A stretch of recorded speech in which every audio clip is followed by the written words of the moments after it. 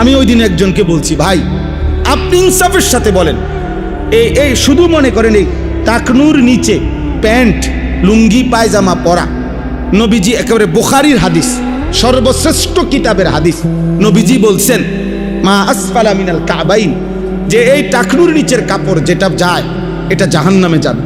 নবীজি বলছেন তার 3টা পরিণতি হবে।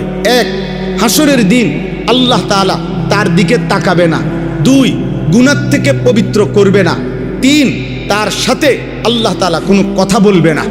এই যে ব্যক্তির টাকনুর নিচে কাপড় পরে, আল্লাহ রসুল বলছে আল্লাহ তার দিকে তাকাবে না, আল্লাহ তার সাথে কথা বলবে না, আল্লাহ তাকে গুনাহ থেকে পবিত্র করবে না।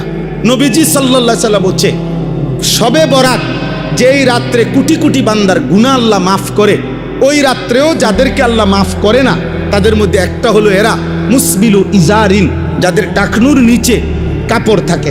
আমার প্রশ্ন হলো, আমনের দৃষ্টিতে এটা সামান্য, তো এটার সামান্য এটার শাস্তি এরকম কথা বললো কেন? নবীজি এত সিরিয়াস বললো কেন? হ্যাঁ, যদি এটা এমন হইতো যে এটা সামান্য একটা বিষয়, এটার গুনার কারণে 2টা থাপ্পড় দিব সর্বোচ্চ, অথবা একটা ঠেলা দিতে আরে, গাড় ধাক্কা দিতে আরে, এর দূর বেশি না। কিন্তু এটা কি? তাহলে বিষয়টা কি ছোট? আপনি বলেন না এটা ছোট? তাহলে আজকে আমি এই ইসলামী মাহফিলটা চিনাইতে চাইলাম আপনাদের কাছে। এটা খুব ফায়দা। আমাদের শ্রদ্ধেয় কামাল মামা আমাদের অনেক পুরাতন মহব্বতের মানুষ, একসাথে উমরার সাথী, আল্লাহর ঘরের সাথী একসাথে।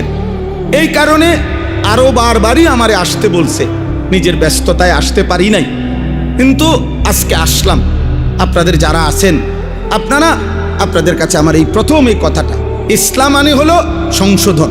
সংশোধন মানে হলো আপনার জিন্দিগির প্রথম কাজ আপনার জীবনের রুখ ঠিক করা, জীবনের গতিপথ ঠিক করা। আপনার এই কথা মনে রাখা, আমি আখেরাতের যাত্রী, আমি আমার আল্লাহর বান্দা, আমি আমার রসুল সাল্লাল্লাহু আলাইহি সাল্লামের উম্মত, আমি ইসলামের সন্তান, আমি মুসলমানের সন্তান, আমি আল্লাহর কোরআনের অনুসারী। অতএব চলার পথে ত্রুটি হবে, চলার পথে ভুল হবে, চলার পথে হোঁচট খাবেন, কিন্তু ঘুরে দাঁড়াইতে হবে আবার পুনরায়, কারণ আমাকে যাইতে হবে আমার আসল গন্তব্য আখেরাত। কোথায় বলেন না? আখেরাত।